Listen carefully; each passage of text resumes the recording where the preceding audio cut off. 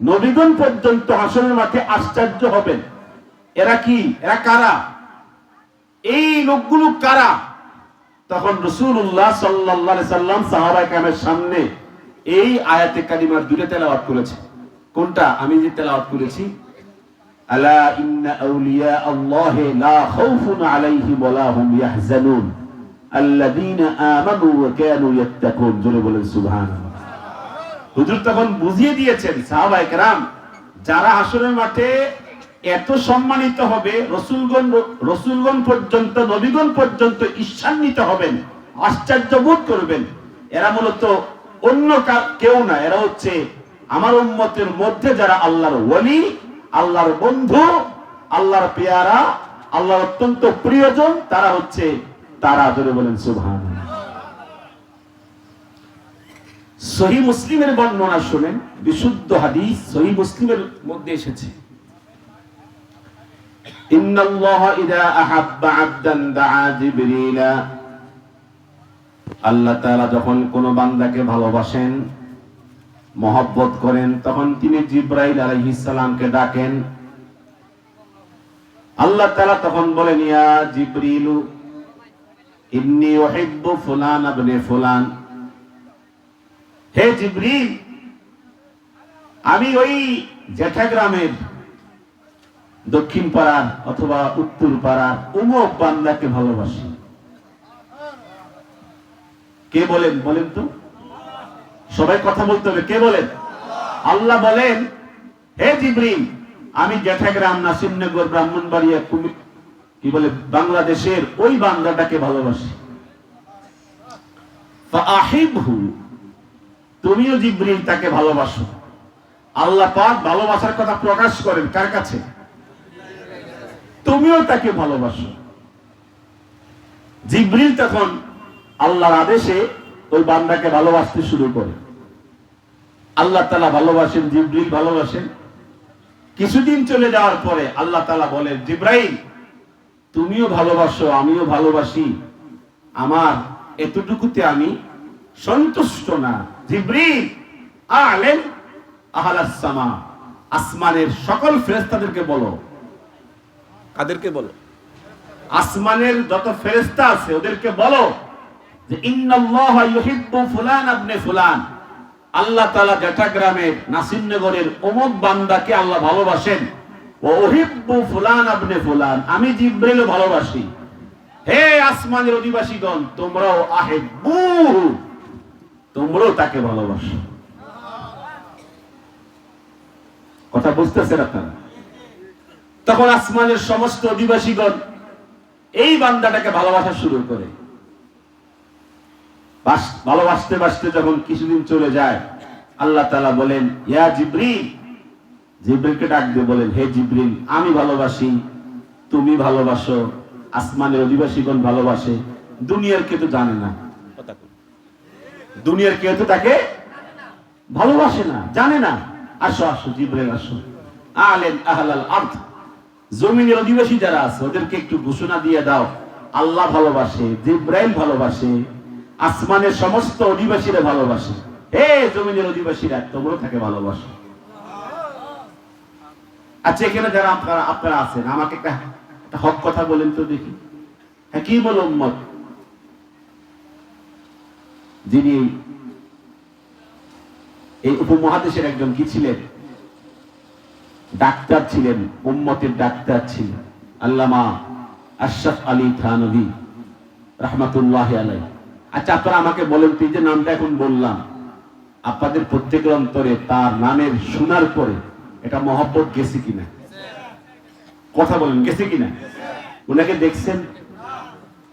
কোনদিন দেখছেন? বা কোনো সাক্ষাৎ হয়েছে? আবার সাক্ষাৎ হওয়ার সম্ভাবনা আছে? সম্ভাবনা তো নাই। এই হাকিমুল উম্মত, এই নামটা তাম পৃথিবীতে যে রাষ্ট্রে তার নামটা বলা হয়, তার নামটা উচ্চারণ করা হয়, যারা মুসলিম, যারা মুমিন, এই নামটা শোনা মাত্রই দিলের মধ্যে একটা মহব্বত, মায়া অটো সিস্টেমে কি হয়ে যায়? সৃষ্টি হয়ে যায়। বলেন সৃষ্টি হয় কিনা?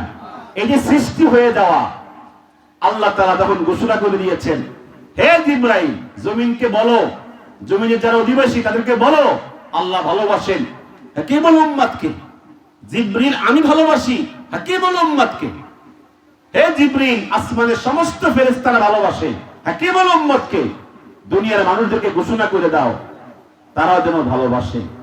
রূহের জগৎ থেকে আমরা শুনে ফেলেছি, কথা কোন না এই দুনিয়াতে আমরা এসে যত আহলুল্লাহ যারা, আল্লাহ ওয়ালা যারা, আল্লাহর ওলি যারা, তাদেরকে ভালোবাসতে আদেশ করেছেন কে? কথা বলেন না, কে করেছেন? এই কারণে কোন আল্লাহর ওলি এর নাম শোনা মাত্রই আমাদের দিলে অটো সিস্টেমে মহব্বত সৃষ্টি হয়ে যায়। আচ্ছা, একটা দৃষ্টান্ত দিলে বুঝবেন আপনারা। আজ থেকে বাংলাদেশে এইটা কোন উপজেলা?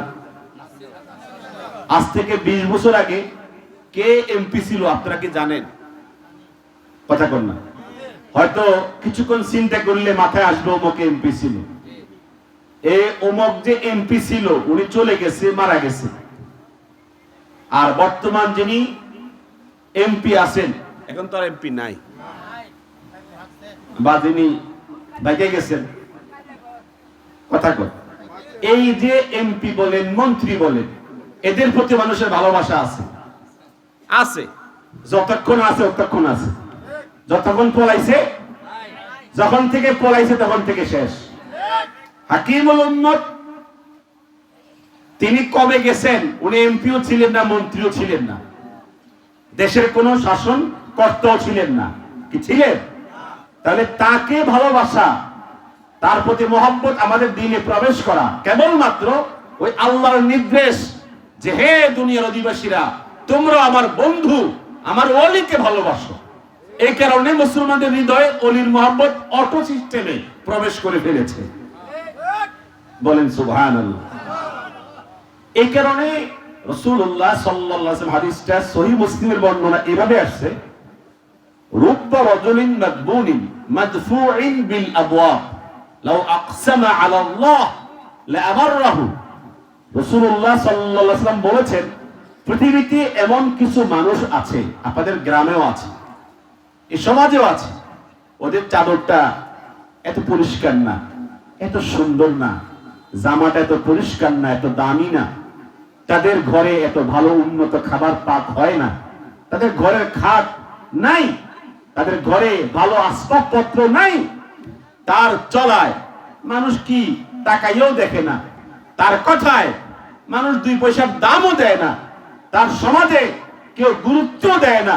কিন্তু এই লোকটা তাহাজ্জুদের নামাজের কারণে, এই লোকটা আল্লাহর হুকুম নবীর সুন্নাহ আদায়ের মাধ্যমে আল্লাহর এত মুকাররব হয়ে গেছে, এত প্রিয় হয়ে গেছে, যদি সে বলে দেয় আল্লাহ আমার সমাজকে বাঁচায়া দাও, রাতের গভীরের চোখের পানিতে তার আওয়াজে, তার দোয়াতে গোটা সমাজ চলে, গোটা সমাজ রিজিক প্রাপ্ত হয়, দুনিয়ার ওই সমাজের মানুষ 13 পায় না।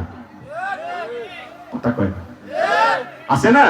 এটা রুব্বা রাজুলিন মাদবুনিন মাদফুইন বিল আবওয়াব, ধুলায় দূষিত কাপড়ে চুপড়ে লেবাসে পোশাকে মনে হয় অত্যন্ত কম দামি মানুষ, কোথাও গেলে সুপারিশ করলে তার গুরুত্ব কেউই দেয় না। মাদফুইন বিল আবওয়াব, কোন ব্যক্তির দরজার সামনে গিয়া কিছু আবেদন করলো তার আবেদনে কেউ সাড়া দেয় না, তাকে ফেরত দিয়ে দেয়। কিন্তু এই লোকটা লাউ আকসামা আল্লাহ, আল্লাহর নিকটে কিছু বলে, দাবি করে বলে, সাথে সাথে আল্লাহ পাক তাকে দিয়ে দেয়। কথা বলেন, দেয় কি না? আলহামদুলিল্লাহ, আমাদের এখন বর্তমান আমরা 2025 সালে আছি।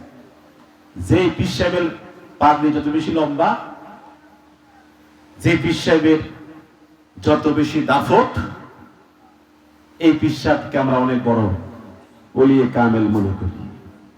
হাদিসের ভাষা হচ্ছে যে এমন কিছু ওলি আছে তার পোশাক নাই।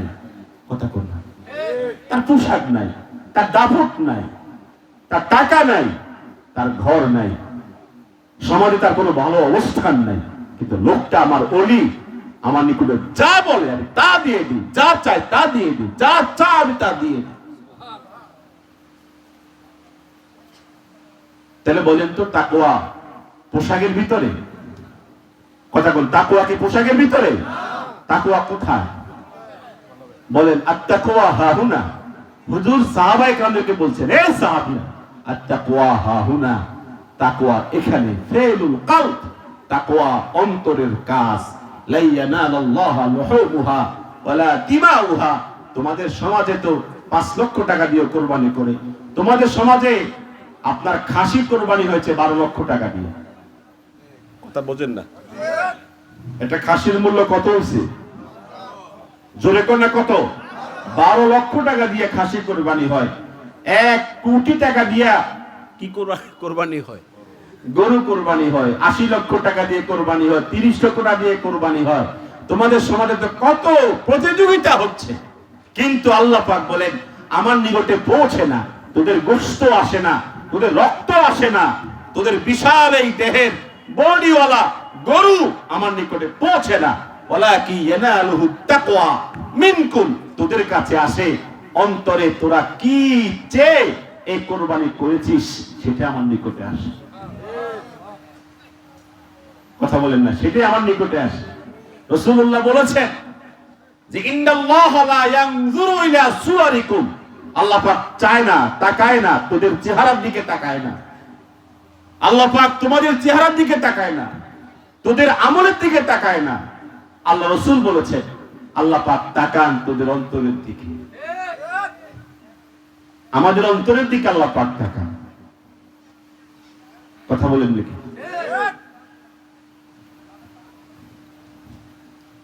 আমার মাঝে মধ্যে একটু বলতে ইচ্ছে হয়। আমার পাশে একজন বড় বক্তা, নাম শুনলে চিনবেন, দাঁড়ায় বলতেছে আমাদের ওলি কামেল, আমাদের ওমর কেবলা কাবা ফুলবাগান থেকে আমাদেরকে দেখতেছে। ফুলবাগান মানে হচ্ছে কবরস্থান। মাজার শরীফ থেকে 80 বছর আগে মারা গেছে, 80 বছর আগে মারা গেছে। বলতেছে তিনি এই মাজার শরীফ থেকে আমাদেরকে দেখতেছে। আল্লাহ আল্লাহর কসম করে বলছি, এই কথার সাথে কোরআন সুন্নাহর কোনো সম্পর্ক নাই। যে মরে গেছে সে আমাকে দেখে কিভাবে? কথা বলে দেখে কিভাবে? উনি আছে কোথায় আর আমি আছি কোথায়? আমি বললাম কোথায়? আলামে অলওয়া, উপরের জগতে আছে। আর তারা কোথায়? আলামে সুফলা। ওরা আছে বরজখী জগতে, ওরা অন্য জগতে আছে। যদি কোনো পীরের মুরিদ এই আকীদা পোষণ করে যে আমার পীর আমাকে দেখতেছে, শিরক। আমাকে দেখে কেবলমাত্র কে? কথা কন না কে? আমাকে কেবলমাত্র যিনি দেখেন তিনি একমাত্র আল্লাহ। আল্লাহর এই সিফাতের সাথে কোন মাখলুককে সম্পৃক্ত করা কোন কালেই, কথা কন না, ঠিক হবে? বলেন ঠিক হবে? তো উনি বয়ান বলতে বলতে এক পর্যায়ে যারা শ্রোতা ছিল ওদের সামনে দলিল দিতেছে। দলিল, আলা ইন্না আউলিয়া আল্লাহি লা ইয়ামুতুন। আরবিতে বলতেছে যে নিশ্চয় আল্লাহর ওলিগণ মরে না। ওলিগণ কি করে না? এই এলাকাতেও আপনারা হয়তোবা শুনবেন, আমাদের কিছু কিছু ব্যক্তিদের আকীদা বিশ্বাস হচ্ছে তাদের ওলি যিনি ছিলেন মুর্শিদ কেবলা মরে নাই, উনি জিন্দা। এই সমস্ত কথা মন গড়া কথা, এই সমস্ত কথা ঈমান বিদ্বেষী কথা, এর সাথে কোনো ঈমানের সম্পর্ক নাই। পর আমি ওনার বক্তব্য শুনতে শুনতে তার দিকে তাকাইলাম। উনি দেদারসে বলতেছে আল্লাহর ওলিদের শান জানেন? যে নিশ্চয় আল্লাহর ওলিগণ মরে না। আরবিতে বলতেছে আলা ইন্না আউলিয়া আল্লাহি লা ইয়ামুতুন। আল্লাহর কসম করে বলছি যারা আমার সামনে আছে, এই ইবারতটা আরবিতে বলছে যে নাকি আয়াত, নাকি হাদিস, নাকি হাদিসের ব্যাখ্যা, নাকি কোন নবীজির কোন বক্তব্যের ব্যাখ্যা, কোনো কিছুই না। এটা বানানো জাল বানোয়াট কথা। এই কথা কোরআনের অসংখ্য আয়াতের বিরুদ্ধে চলে যায়। নবীজি আল্লাহ পাক বলেছেন কুল্লু নাফসিন যায়িকাতুল মাউত, সমস্ত প্রাণী মরে। আর তার বক্তব্য কি? মরে না। তো বোঝা যায় এই আয়াতের সাথে এই কথার কোনো কি নাই? মিল নাই। অতএব যে কথা কোনো আয়াতের সাথে মেলে না ওই কথা কোনোদিন ইসলামী শরীয়তে গ্রহণযোগ্য হতে পারে না। কথা বলেন, জোরে বলতে পারে। পরে উনি বক্তব্য শেষ করার পরে আমি যদি প্রতিবাদ না করি, প্রতিবাদ না করলে তো আমার কি হয় না, দায়িত্ব আদায় হয় না। বক্তব্যের মাঝেই প্রতিবাদ করি নাই। তাকে পরে বললাম, আপনি কোনোদিন এই হাদিস, এই কথাটা বলবেন না। এটা হাদিসও না, এটা আয়াতও না, হাদিসের ব্যাখ্যাও না, আয়াতের ব্যাখ্যাও না। আপনি কোনোদিন এই কথা বলবেন না। পাইছেন কোথায়? কইলে হাদিসে নাই। এটা হাদিসে নাই, আপনি পান নাই। আমার সঙ্গে কি করে? জেরা করে। আমি তখন বললাম, আপনি যখন পাইছেন, কোন কিতাবের মধ্যে পাইছেন আপনি আমাকে একটু দেখায়া দেন। এই ডাহা মিথ্যা কথা বলছেন আপনি, কোন কিতাবে আছে দেখায়া দেন। পরে তো বলছে ঠিক আছে, আপনি জানেনই না। পরে পিছনে গিয়ে সমালোচনা করে যে উনি তো ওহাবি, এজন্য ওলির শান মানে না। আমি কেমনে বোঝাবো আপনাদেরকে? পরে পিছনে গিয়ে সমালোচনা করে উনি তো ওহাবি, ওহাবি আকীদায় বিশ্বাসী, তো এজন্য ওলির শান মানে না। এখন আপনি বানোয়াট কথা দিয়া ওলিদের শান প্রমাণ করবেন? এই সমস্ত বানোয়াট কথা দিয়া ওলিদের শান প্রমাণের কোনো প্রয়োজন নাই। ওলিদের শানে অসংখ্য আয়াত, অসংখ্য হাদিস, অসংখ্য সহিহ কথা আছে না নাই? আমি আজ থেকে 5 বছর আগে আমি কট্টর সমালোচনা করেছি। আল্লাহর ধন রসুলকে দিয়ে, আল্লাহ গেলেন গায়েব হয়ে। এবং রসুলের ধন উমক একজনের নাম বলেছে যে উনি পেয়ে উনি আছেন উমুক জায়গাতে, কেউ ফিরে না খালি হাতে, আসেন আমার কাছে। এটি কোনো কথা হইল? এই সমস্ত ইসলাম যারা প্রচার করে, সাধারণ যারা, আপনারা সাধারণ শিক্ষিত যারা, সাধারণ শিক্ষিত যারা কোরআনও পড়েন নাই, হাদিসও পড়েন নাই, আপনারাই বলেন আল্লাহর ধন রসুলকে দিয়া, আল্লাহ রসুল আল্লাহ ধন পাইয়া আল্লাহ গায়েব হয়ে গেলেন। আল্লাহ গায়েব হলো কখন আর হাজির হলো কখন? কথা কন। আল্লাহ হাজির হন কখন আর গায়েব হন কখন? কখন?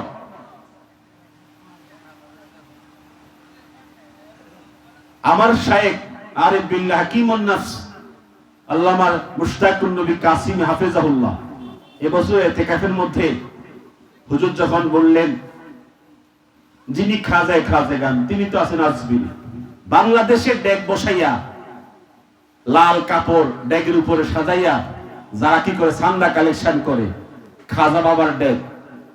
কথা কর। এই খাজা বাবার ডেক, এটার সাথে আমাদের যিনি 90 লক্ষ কাফেরকে মুসলমান বানিয়েছেন, খাজা মাইনুদ্দিন চিশতি আজমিরি সন্দিরি রহমাতুল্লাহ আলাইহির সাথে এই ডেকের কোন সম্পর্ক আছে?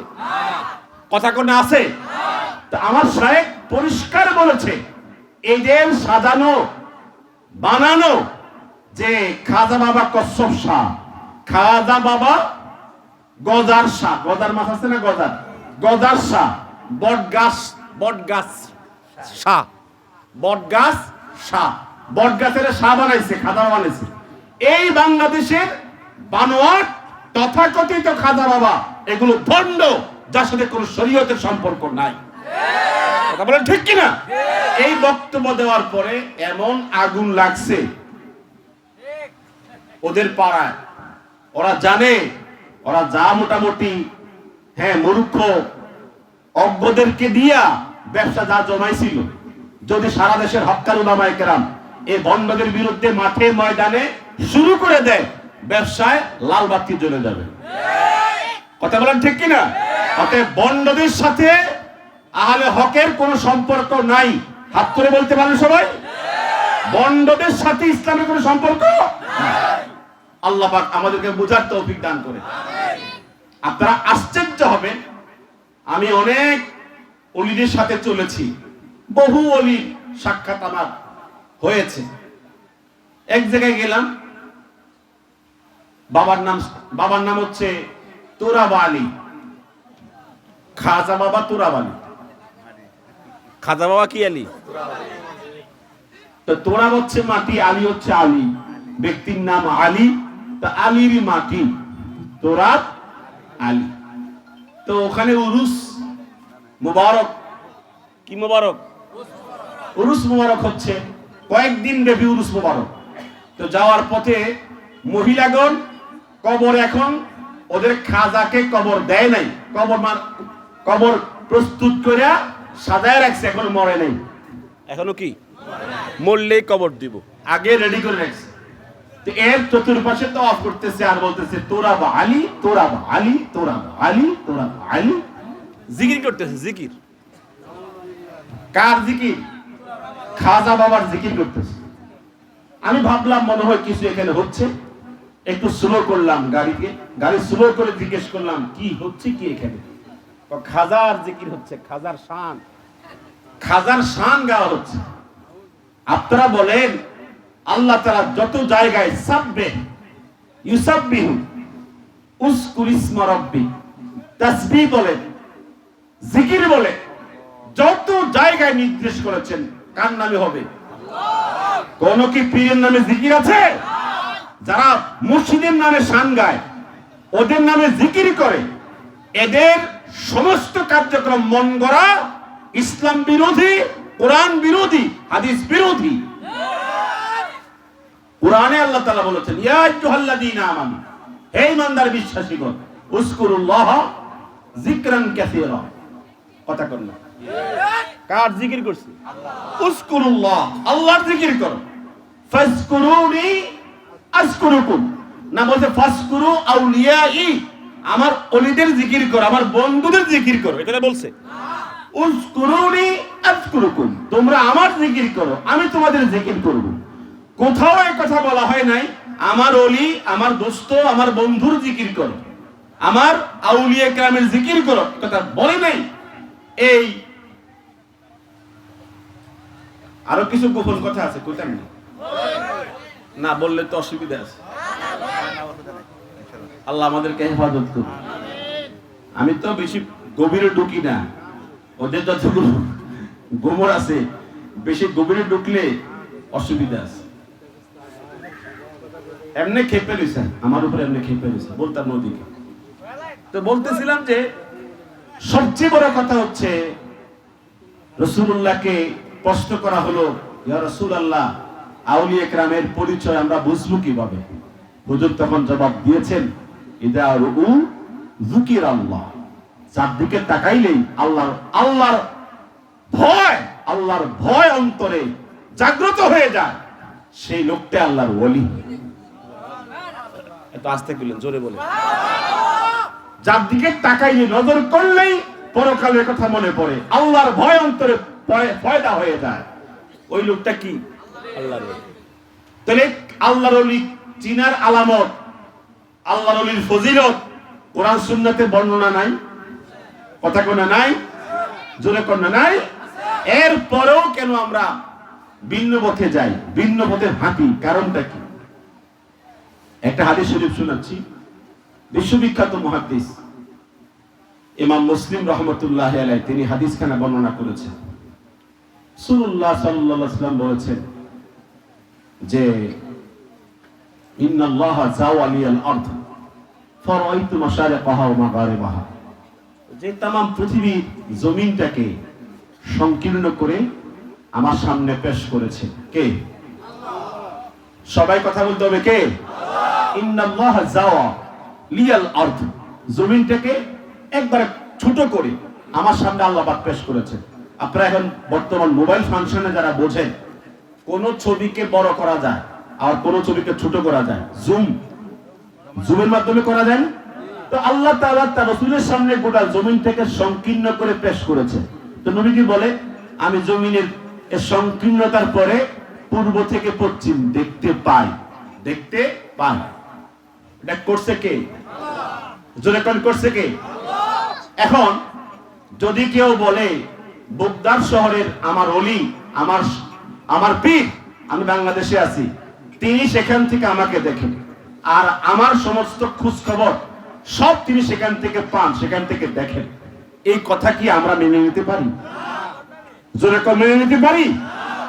আমি এর উপরে লেখনী আছে, আমার বক্তব্য আছে, আমি লিখেছি কবর জগতে রাসূলের শান, এটা আমার বক্তব্য, আমার লেখনী একটা বই আছে, এর মধ্যে আমি লিখেছি রাসূলুল্লাহ সাল্লাল্লাহু আলাইহি ওয়াসাল্লাম তিনি এমন একজন ক্ষমতা সম্পন্ন সত্তা, আল্লাহর পক্ষ থেকে প্রেরিত রাসূল, তার সাথে কিয়াস করে কোন ওলির মুজিজা কারামত প্রকাশ করার জন্য নবীজির সমান সমান সমকক্ষ বানায় দেওয়া, এটা কেবলমাত্র তারা পারে যারা কোরআন সুন্নাহর বাইরে চলে। কথা কর না কা নবীজির হাদিসের মধ্যে সহিহ সনদে বর্ণিত আছে, ইমাম আবু দাউদ তার সুনান গ্রন্থে রওয়ায়াত করেছেন, হযরত আবু হুরায়রা রাদিয়াল্লাহু তাআলা বলেছেন যে নবীজি ইরশাদ করেছেন, ইন্নাল্লাহ মা মিন আহাদিন ইউসাল্লিমু আলাইয়া ইল্লা রাদ্দাল্লাহু আলাইয়া রূহি, আমার কোন উম্মত যদি আমাকে সালাম দেয়, আমার উপর দরুদ পাঠ করে, সাথে সাথে রওজা পাকের মধ্যে আল্লাহ পাক আমার প্রাণ, আমার রূহ আমাকে ফেরত দিয়ে দেন। ফেরত দেন কে? আরো জোরে বলতে হবে কে? এখন যে আমি এই হাদিসটাকে ব্যাখ্যা করতে করতে নিচে গিয়া টিকার মধ্যে লিখে দেই, এই হাদিসটা ওলিদের জন্য প্রযোজ্য হবে যদি কোন ওলি কবরে থাকে, তার মুরিদ যদি তাকে স্মরণ করে দুনিয়াতে, সাথে সাথে ওই ওলি কবর থেকে তার মুরিদের খবর পাইয়া যায়। বলা যাবে নাকি? নবীজি বলছেন আল্লাহ পাক আমাকে প্রাণ শক্তি ফেরত দিয়ে দেয়। ইমাম মোল্লা লিখারি ব্যাখ্যায় লিখেছেন এই হাদিসের মেরকাতের তৃতীয় খণ্ডের 210 পৃষ্ঠায় লিখেছেন, রাদ্দাল্লাহু আলাইয়া নুতুকি, রওজা পাকে আল্লাহ তাআলা আমাকে কথা বলার শক্তি ফেরত দিয়ে দেন। দেন কে? কথা বলার শক্তি আমার নবীজি ফেরত পেয়ে যান। 2025 সালে আপনি সালাম দিবেন রাসূলকে, দুরূদ পড়বেন, আপনাকে সালামের জবাব দেওয়ার জন্য আল্লাহ তাআলা আপনার আমার নবীকে কথা বলতে শক্তি দিয়ে দিবেন। তো হাদিসের শেষে আসছে হাত্তা আরুদ্দা আলাইহিস সালামা, আমি উম্মতের সালামের জবাব সাথে সাথে দিয়ে দেই। ইমাম মোল্লা আলী করে লিখেছেন হাত্তা আকুলা, হুজুর তখন ওই রওজা শরীফ থেকে উম্মতের জন্য বলেন, ইয়া ফুলান ইবনে ফুলান, জেঠা গ্রামের আব্দুল করিমের ছেলে আব্দুল রহিম, তুমি সালাম দিয়েছো, আমি তোমার সালাম রওজা পাক থেকে পেয়েছি, ওয়া আলাইকাস সালাম, তোমার উপরে শান্তি নসিব হয়ে যাক।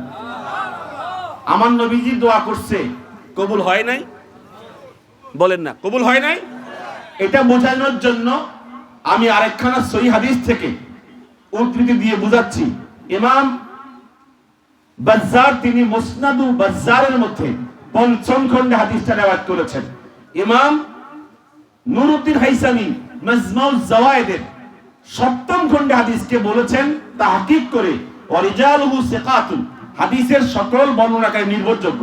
হাদিসখানা হচ্ছে নবীজির খাদেম আব্দুল্লাহ ইবনে মাসউদ, নাম শুনছেন তো, তিনি হাদিসের বর্ণনাকারী। তিনি বলেছেন, ক্বালা রাসূলুল্লাহ সাল্লাল্লাহু আলাইহি ওয়াসাল্লাম, রাসূলুল্লাহ সাল্লাল্লাহু আলাইহি ওয়াসাল্লাম ইরশাদ করেছেন, হায়াতি খায়রুল লাকুম ওয়া ওয়াফাতি খায়রুল লাকুম তুহাদ্দিসুনা ওয়া নুহাদ্দিসু লাকুম, আমার দুনিয়ার 63 বছরের জিন্দেগি তোমাদের জন্য কল্যাণ, ইন্তিকাল হয়ে গেলে রওজা পাকের জিন্দেগি কিয়ামত পর্যন্ত তোমাদের জন্য কল্যাণ। বলেন না সুবহানাল্লাহ। সাহাবায়ে কেরাম প্রশ্ন করেছেন, আপনি দুনিয়াতে আছেন, সব আমরা দেখতেছি, তুহাদ্দিসুনা ওয়া নুহাদ্দিসু লাকুম, কিন্তু আপনি ইন্তিকাল হয়ে গেলে, আপনি চলে যাওয়ার পরে আপনাকে দেখাও যাবে না, আপনার জবান থেকে শোনাও যাবে না, সুহবতে বসাও যাবে না, আমাদের কল্যাণ হবে কিভাবে? হুজুর তখন বলেছেন, ফালাম্মা রাআইতু খায়রান হামিদতুল্লাহ ওয়ালাম্মা রাআইতু শাররান ইস্তাগফারতুল্লাহ, তোমরা জানো না, তোমরা নামাজ পড়বা, জিকির করবা, মাহফিলে বসবা, তেলাওয়াত করবা, তাসবিহ পড়বা, দুরূদ শরীফ পড়বা, তোমাদের প্রত্যেকটা ছোট বড় সমস্ত ইবাদত ফেরেশতারা আমার রওজার সামনে পেশ করে দিবে, আমি তোমার নামে নামে তোমাদের সমস্ত ইবাদত পেয়ে যাব। ফালাম্মা রাআইতু খায়রা, আমি যখন তোমাদের নেক আমল রওজা পাক থেকে দেখব, হামিদতুল্লাহ, আল্লাহ পাকের প্রশংসা করব। আর যখন তোমরা অন্যায় করবে, কোন শয়তানের ধোঁকায় পড়ে গুনাহ করবে, তোমাদের যেই কোনো অন্যায়ের কথা আমার সাথে যখন পেশ করা হবে, আমি তোমার জন্য অনুতপ্ত হব, অনুশোচনা করব, আল্লাহর নিকটে বলবো ইস্তাগফারতুল্লাহ, আল্লাহ আমার উম্মতকে মাফ করে দাও। এটা আসতে বললেন, উম্মতকে মাফ করে দাও। তার শেষে রেজবি ছিল, আমি 2017-তে বাস করছিলাম, আমি সামনের নামটা বললাম না বিশেষ কারণে। আমার সাথে বাসে আসছে যে রাসূলুল্লাহ হাজের নাজের, সর্বত্র হাজের নাজের। আমি বললাম যে এই সিফাতের সাথে আবার রাসূলের কোনো সম্পর্ক, কথা কর, সম্পর্ক। এরা তাদের অলিকেও হাজির নাজির মনে করে, কথা কর না। অলি, ওদের গাউস কুতুব যারা, ওদেরকেও হাজির নাজির মনে করে। এত কুফরিয়া শিরকি আকীদা ওদের মধ্যে ঢুকা। আল্লাহ আমাদেরকে হেফাজত করুন। আমি 21 বছর লড়াই করছি। তাদের আকীদা থেকে ওদেরকে সরানো অনেক জটিল, অনেক কঠিন। তো যাই হোক, পরে সে আমার বিপক্ষে যখন সে দলিল দেওয়া শুরু করলো, সে বলতেছে আপনি তো অসংখ্য আয়াত অস্বীকার করলেন। আমি বললাম ঠিক আছে, একটা দলিল দেন, কোরআন আয়াত দিয়ে দলিল দেন। যেহেতু আকীদার বিষয়, মানলে হয় সুন্নি, না মানলে হয় ওয়াহাবি। কোনটা? নবীজি সর্বত্র হাজির নাজির, মানলে কি হয় সুন্নি, আর না মানলে কি হয়? তো দলিল দেন। বিসমিল্লাহির রহমানির রহিম। ইন্না আরসালনাকা শাহিদান ওয়া মুবাশশিরান ওয়া নাযীরা ওয়া দাঈয়ান ইলাল্লাহি বিইذনিহি ওয়া সিরাজাম মুনীরা। দলিল দেন আয়াত। তো বললাম এখানে কি বলা হলো? বলতেছে যে ইন্না আরসালনাকা শাহিদা, নিশ্চয় আমি আপনাকে পাঠিয়েছি পৃথিবীতে সাক্ষী হিসেবে। সাক্ষী হিসেবে, আপনি সাক্ষী রাসূল, আপনি সাক্ষী, আপনি সাক্ষী, সাক্ষী হিসেবে আপনাকে পাঠিয়েছি। ওয়া মুবাশশিরা, শুভ সংবাদদাতা হিসেবে, ওয়া নাযীরা, এবং ভয় ভীতি প্রদর্শনকারী হিসেবে, ওয়া দাঈয়ান ইলাল্লাহ বিইذনি, আপনি আল্লাহর হুকুমে কি করবেন? মানুষদেরকে আল্লাহর পথে ডাকবেন, আহ্বানকারী হিসেবে, ওয়া সিরাজাম মুনীরা, প্রজ্বলিত আলোকিত বাতি হিসেবে, বাতি হিসেবে, বাতি।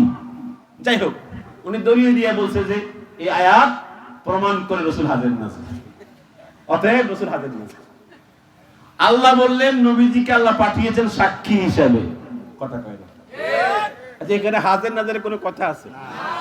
আয়াত বলে একটা, বুঝাই কোনটা? ওই ভিতরে মনে পুলিশ পুলিশ। আমি তখন বললাম আপনি আয়াত পড়লেন কি আর বললেন কি? পরে বলতেছে সাক্ষী মানে কি? সাক্ষী মানে আপনার সাক্ষী, আমার সাক্ষী। তো সাক্ষী দেওয়ার জন্য আপনার কি কাজকর্ম আপনি করতেছেন, আপনি কি করতেছেন না করতেছেন, আমার নবী সাক্ষী না হলে, তিনি সাক্ষী হলে তিনি অবশ্যই আপনার পিছনে পিছনে কি করতে হবে? কথা কর। আপনার পেছনে পেছনে থাকতে হবে, আপনার কাজকর্ম কি হচ্ছে না হচ্ছে সব দেখতে হবে, সাক্ষী। আমি তখন বললাম আপনি এই আকীদার কথা বলে এই আয়াত দলিল দিয়ে প্রমাণ দিয়ে দিলেন, সাহাবায়ে কেরাম কি আয়াত পড়ে নাই? কথা বল, সাহাবীরা কি পড়ে নাই? আয়াত বোঝে নাই? এরপর সাহাবায়ে কেরাম থেকে শুরু করে আজ পর্যন্ত যত তাফসীর গ্রন্থ লেখা হয়েছে, পৃথিবীতে যত মুফাসসির তৈরি হয়েছে, ওরা কি আয়াতটা পড়ে নাই? তাফসীর করে নাই?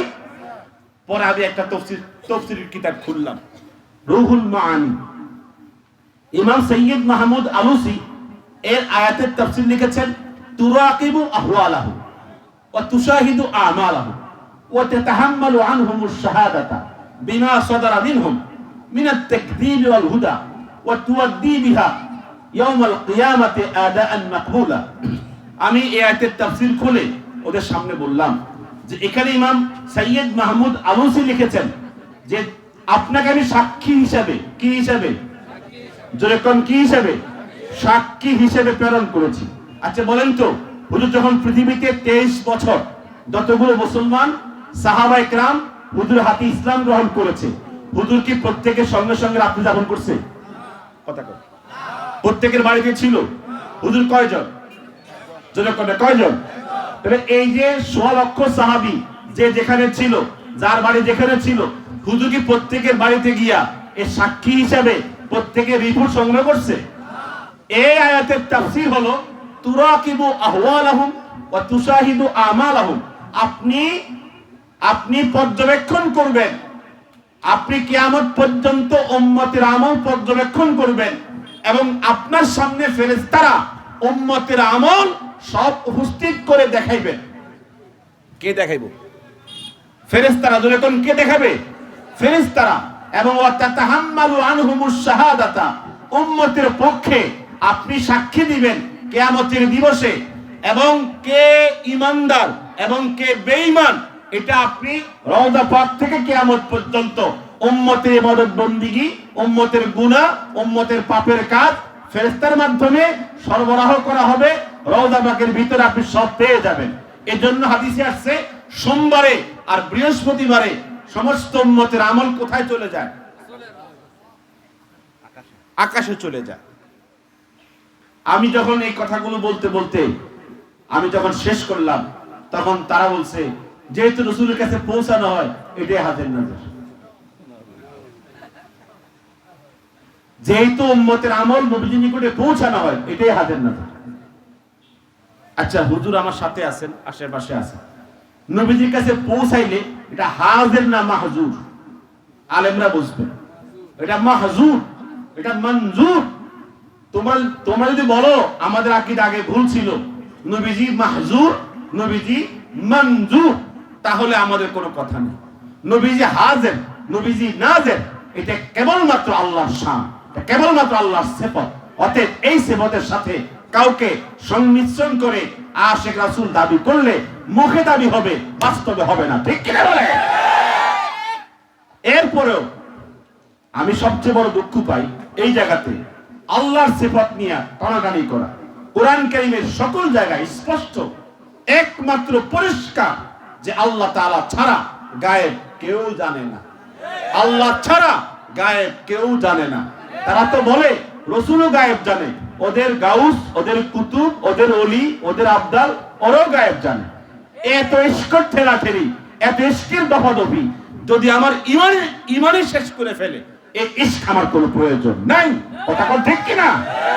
একমাত্র স্পষ্ট কথা, আমি অলিকে ভালোবাসি, অলির মহব্বতে আমার দিন উজালা, তবে আমি অলির শানে এমন কথা বলবো না যে কথা কোরআনের বিরুদ্ধে চলে যায়, এমন কোন বক্তব্য দেব না যে কথা ইসলামের বিরুদ্ধে চলে যায়। এই জন্য আপনাদের সামনে বলতে চাই যে একমাত্র গায়েব জানে কয়জন? তিনি কে? আল্লাহ ছাড়া কেউ গায়েব জানে না। এটাই আকীদা, এটাই সাফ কথা। এতে যদি কেউ গালিও দেয়, কেউ আমাকে কটাক্ষ করে, হ্যাঁ আমি সহ্য করে নেব, কিন্তু আমি আমার আল্লাহকে আল্লাহর স্থানে আর রাসূলকে রাসূলের স্থানে। কথা বলি, খালেক আর মাখলুক কোনদিন সমান সাওয়া হবে না, হবে না। অতএব যারা বলে, হকপন্থী উলামায়ে কেরাম বলে, দেওবন্দি উলামায়ে কেরাম বলে, স্পষ্ট বলে, বল আপনি বলে দেন আয়াতে কারিমার কথা। আল্লাহ পাক বলেছেন, হে দোস্ত, হে নবী আপনি বলে দেন, লা ইয়ালামুল গায়বা ইল্লাল্লাহ, গায়েব আল্লাহ ছাড়া কেউ জানে না। আবার রাসূলকে আল্লাহ পাক বলেন, আপনি বলে দেন, হে আমার রাসূল আপনি বলে দেন, গায়েব আল্লাহ ছাড়া কেউ জানে না। হুজুর বলছেন যদি আমি গায়েব জানতাম তাহলে আমার দন্ত মোবারক। কথা বলেন না কেন? আমাকে কোনদিন কোন অনিষ্টতা, কোন বিপদ আক্রমণ করতো না। তো রাসূলুল্লাহ সাল্লাল্লাহু আলাইহি ওয়াসাল্লাম স্পষ্ট উম্মতকে শিরকি আকীদা থেকে হেফাজত করেছেন, কুফরি আকীদা থেকে হেফাজত করেছেন। আমরা অতি উৎসাহী হয়ে, অতি আবেগ হয়ে অনেক সময় ঈমান নামক দৌলত আমরা কি করে ফেলি? হ্যাঁ, ইশকের জজবা ঠেলায় হারায় ফেলি। আল্লাহ পাক আমাদেরকে বুঝার তৌফিক দান করে। সবাই একটু আমিন বলেন জোরে। এই হাদিসটা বলে আমি শেষ করছি। বিশ্ববিখ্যাত মুহাদ্দিস ইমাম আহমদ 10,50,000 হাদিসের হাফেজ। তিনি তার মুসনাদ গ্রন্থ 45 খণ্ডে কিতাব লিখেছেন। তন্মধ্যে চতুর্থ খণ্ডে লিখেছেন যারা এই আকীদায় অনেক লাফালাফি করে, এটা আমরাও মানি। হাদিসের রাবি হচ্ছে মাইসারাতুল ফাজার। তিনি বলেছেন, কিলা ইয়া রাসূলুল্লাহ, রাসূলকে প্রশ্ন করা হলো, ইয়া রাসূলুল্লাহ, বলি সাল্লাল্লাহু আলাইহি ওয়াসাল্লাম, মাতা কুনতা নাবিয়্যা, আপনি কখন থেকে নবী ছিলেন? কখন থেকে নবী ছিলেন? কখন থেকে নবী হিসেবে বিদ্যমান ছিলেন? হুজুর তখন জবাব দিলেন, কুনতু নাবিয়্যা ওয়া আদামু বাইনার রূহি ওয়াল জাসাদ, আমি তোমাদের নবী ছিলাম তখন থেকে। আদম তখনও সৃষ্টিতে অস্তিত্ব ছিল না, আদম তখনও আল্লাহর সৃষ্টিতে অস্তিত্ব পায় নাই। তারও 14,000 বছর পূর্বে আমি তোমাদের নবী হিসেবে বিদ্যমান ছিলাম। এই কথাটা আমরা মানি না? জোরে কর, মানি না? এখন এরপরে আমাকে ট্যাগ লাগায় দেয় আমরা রাসূলের দুশমন। কই, আমাদের রাসূলের দুশমন হলো কিভাবে? নবীজি তখন থেকে নবী ছিলেন, আদম তখনও সৃষ্টির মধ্যে অস্তিত্ব ছিল না। ও আদম বাইনার রূহ ওয়াল জাসাদ, রাসূলের রূহ ছিল এক স্থানে, জাসেদ তার দেহ ছিল আরেক স্থানে। কার? আদম আলাইহিস সালামের। বিশ্ববিখ্যাত মুহাদ্দিস ইমাম হাকিম আল মুস্তাদরাক গ্রন্থে রওয়ায়াত করেছেন, দ্বিতীয় খণ্ডের 664 পৃষ্ঠা হাদিসের সনদে ইমাম হাকিম সাহহাহু, হাদিসকে সহিহ বলে দিয়েছেন। ইমাম মুনজিরি সহিহ বলে দিয়েছেন। ইমাম জুরখানি সহিহ বলে দিয়েছেন। 10 জন ইমামুল হাদিস হাদিসকে বিশুদ্ধ বলেছেন। হাদিসের রাবি হচ্ছে ওমর ইবনুল খাত্তাব রাদিয়াল্লাহু তাআলা। তিনি বলেছেন, লাম্মা ইকতারাবা আদম ওয়াল খাতিআতা ক্বালা ইয়া রাব্বি আসআলুকা বিজাহি মুহাম্মদ। قال يا آدم كيف عرفت محمدا؟ قال يا ربي لما خلقتني ونفخت في روحي رفعت رأسي فرأيت مكتوبا في العرش لا إله إلا الله محمد رسول الله يا ربي إنك لم تدم باسمك إلا أحب الخلق إليك قال يا آدم قد صدقت لولا محمد لما خلقتك। হাদিসের অর্থ হলো ওমর ইবনুল খাত্তাব হাদিসের বর্ণনাকারী, তিনি বলেছেন, নবীজি ইরশাদ করেছেন, লাম্মা ইখতারাবা আদম ওয়াল খাতিআতা, আদম আলাইহিস সালাম যখন জান্নাতের মধ্যে নিষিদ্ধ ফল খেয়ে যখন তিনি ভুলের মধ্যে নিমজ্জিত, তখন তিনি আল্লাহর নিকটে বলছে, আসআলুকা বিজাহি মুহাম্মদ, আল্লাহ আমাকে মাফ করো, আমাকে ক্ষমা করো, মুহাম্মদের মর্যাদার খাতিরে, মুহাম্মদের সম্মানের খাতিরে। আল্লাহ পাক তখন বলিয়া, আদম কাইফা আরিফতা মুহাম্মাদা, আমার দোস্তের মর্যাদা, আমার বন্ধুর সম্মান তুমি দেখেছো কোথায়, পেয়েছো কোথায়? আদম তখন বলে, ইয়া রাব্বি, হে আমার মালিক, লাম্মা খালাকতানি, আমাকে যখন সৃষ্টি করেছো, ওয়া নাফাখতা ফিয়া রূহি, আমাকে যখন জীবন দিয়েছো, প্রাণ দিয়েছো, রাফাতু রাসি, মাথা তুলেছি উপরের দিকে, তাকায়া দেখি আরশের গায়ে এই চমৎকার বাক্য, লা ইলাহা ইল্লাল্লাহ মুহাম্মাদুর রাসূলুল্লাহ। ইয়া রাব্বি ইন্নাকা লাম তাদুম্মা বিইসমিকা, তোমার নাম তো লা ইলাহা ইল্লাল্লাহ, তোমার নামের পাশাপাশি তো মুহাম্মাদুর রাসূলুল্লাহ। আমার দিলের মধ্যে এই বিশ্বাস জাগ্রত হয়েছে, ইন্নাকা লাম তাদুম্মা বিইসমিকা, তোমার নামের পাশাপাশি মুহাম্মাদুর রাসূলুল্লাহ, এটা তোমার সবচেয়ে আদরের, সবচেয়ে মহব্বতের। আল্লাহ পাক তখন বলিয়া, আদমু কদ সাদাকতা, এই মুহাম্মাদুর রাসূলুল্লাহ আমার সবচেয়ে আদরের, সবচেয়ে মায়ার, সবচেয়ে মহব্বতের। আল্লাহ পাক বলেন, ও আদম তুমি শোনো, তুমি জানো, শোনো, লাউলা মুহাম্মাদুন, যদি আমার দোস্ত না হতো, আমার বন্ধুকে আমি সৃষ্টি না করতাম, লামা খালাকতুকা, তোকে সৃষ্টি করতাম না। এই কথাটা বাতিলপন্থীরা মানে না, এই কথাটা বাতিলপন্থীরা মানে না, এই কথাটা দেওবন্দ উলামায়ে কেরাম মানে। তারপর আমাকে ওয়াহাবি বলো, আমাকে ওয়াহাবি তকমা লাগাই দাও, অসুবিধা নাই, হাসরের মাঠে বিচার হবে। কথা কোন না? বাতিলপন্থীরা মানে না। কেউ কেউ বলে, তো আমি 6 মাস খুঁজেছি, হাদিসের গ্রন্থ খুঁজে পাই নাই, লা ইলাহা ইল্লাল্লাহ মুহাম্মাদুর রাসূলুল্লাহ এই কালেমা খুঁজে পাই না। অনেকেই আছে, কথা কোন না? আমাদের কালেমায় তরজিবা লা ইলাহা ইল্লাল্লাহ মুহাম্মাদুর রাসূলুল্লাহ নাকি হাদিসের মধ্যে নাই, অনেকেই বলে। আল্লাহ আমাদেরকে হেফাজত করুন, জোরে একটা আমিন বলেন না। বিশ্ববিখ্যাত মুহাদ্দিস ইমাম বাইহাকি 5 লক্ষ হাদিসের হাফেজ, তিনি তার সুনান গ্রন্থের মধ্যে রওয়ায়াত করেছেন, তিনি তার দালাইলুন নবুওয়াতের মধ্যে বর্ণনা করেছেন, 5ম খণ্ডের বর্ণনা। আন আবি হুরায়রা রাদিয়াল্লাহু তাআলা قال قال رسول الله صلى الله عليه وسلم لما خلق الله آدم خير لآدم بنيه فجعل يرى فضائل بعضهم على بعض فرأى نورا ساطعا على أسفلهم فقال يا ربي من هذا؟ قال هذا أحمد ومحمد هو الأول والآخر وهو أول شافع وأول مشفع। বলেন আলহামদুলিল্লাহ। ইমাম বাইহাকি রওয়ায়াত করেছেন, নাসিরউদ্দিন আলবানী হাদিসকে যঈফ বলেছেন, ইমাম শুআইব আল-নাউত হাদিসকে হাসান লিগাইরিহি বলেছেন। তবে হাদিসের সনদ যে পর্যায়ে যাক না কেন, হাদিসটা জাল হবে না, বানোয়াট হবে না, মওযু হবে না। হাদিসের সনদ অত্যন্ত নির্ভরযোগ্য না হলেও হাদিসটা দলিল উপযুক্ত। হযরত সাহাবী আবু হুরায়রা তিনি রওয়ায়াত করেছেন, নবীজি বলেছেন, লাম্মা খালাকাল্লাহু আদামা, আল্লাহ পাক আদমকে যখন সৃষ্টি করেছেন, খায়রা লি আদামা বানিহি, আদমকে জান্নাতের মধ্যে সুযোগ দিয়েছেন, তুমি তোমার সন্তানদেরকে এক নজর দেখে নাও। আদম তখন ডান দিকে তাকাচ্ছে সব জান্নাতি, বাম দিকে তাকাচ্ছে সব জাহান্নামী। আদম তখন বলেন, যারা জান্নাতি এদের মধ্যে একটা লাইট, একটা প্রদীপ, একটা আলোকবর্তিকা খুব প্রজ্বলিত। আমি তখন বললাম, এই লাইট, এই আলোকবর্তিকা এটা কে? আল্লাহ পাক বলে, হাদা আহমদ ওয়া মুহাম্মদ, এটা আমার দোস্ত আহমদ, আমার দোস্ত মুহাম্মদ। বলেন আলহামদুলিল্লাহ। আমার রাসূলের আল্লাহ পাক শান সেখানে দিয়েছে, সেখানে ইজ্জত দিয়েছেন, সম্মান দিয়েছেন। সুতরাং যারা বলে আমরা রাসূলের শান বুঝি না, শান মানি না, শান বলি না, তারা হয়তোবা আমাদের প্রতি শত্রুতা করে বলে। মূলত রাসূলের শান আমরাই বেশি বলি, আমরাই বেশি মানি, আমরাই বেশি পালন করি। ঠিক কি না বলে? আমি গত 3 দিন আগে বলেছিলাম যে তোমাদের শব্দগুলো আমরা খুঁজে পাই না কেন। ওয়ালাম্মা তাম্মা মিন হামদিহি সাল্লাল্লাহু আলাইহি সাল্লাম শাহরানে আলা আশহারিল আকওয়ালিল মারওয়িয়া তুফিয়া বিল মাদিনাতিল মুনাওয়ারাতিশ শরীফাতি আবুহু আব্দুল্লাহ ওয়াকাদ ইসতাজা বিআহওয়ালিহি বানি আদি মিন আত-তাইফাতিন নাজ্জারিয়া। এগুলো তো সুন্দর আর রাসূলের শানের কথা, আমার নবীজির মিলাদের কথা, অত্যন্ত চমৎকার কথা। হুজুরের মিলাদের কথা এখানে উল্লেখ করা আছে, কিন্তু এর জন্য তোমরা আমাদেরকে কাফের ফতোয়া দিবা, এর জন্য তোমরা আমাদেরকে কি করবা? বাতিল ফতোয়া দিবা। তবে তোমাদের এই শব্দগুলো কে তৈরি করেছে, কে পড়েছে? সাহাবায়ে কেরাম পড়েছে? এই শব্দ কি আমার নবীজি পড়েছে? এই শব্দ কি ইমাম বুখারী পড়েছে? এই শব্দ কি ইমাম মুসলিম পড়েছে? 1400 বছর পর্যন্ত যার কোনো ইতিহাস নাই, এইটা নিয়ে তো লাফালাফি, তো বাড়াবাড়ি। কিন্তু যারা সুন্নাত তরিকায় আমার নবীকে প্রশ্ন করা হয়েছে, হুজুর ইন্না না'লামু কাইফা নুসাল্লিমু আলাইকা, আমরা জানি কিভাবে আপনাকে সালাম দিতে হবে। ওয়া ইন্না লা না'লামু কাইফা নুসাল্লি আলাইকা, আমরা জানি না কিভাবে আপনার উপর দুরূদ শরীফ পড়তে হবে। হুজুর তখন বলেছেন কুলু, তোমরা দুরূদ শরীফ পড়বা, তাহলে এই শব্দগুলি, এই শব্দ দিয়ে পড়ো, আল্লাহুম্মা সাল্লি আলা মুহাম্মদ ওয়া আলা আলি মুহাম্মদ কামা সাল্লাইতা আলা ইব্রাহিম। কথা কর ঠিক কিনা?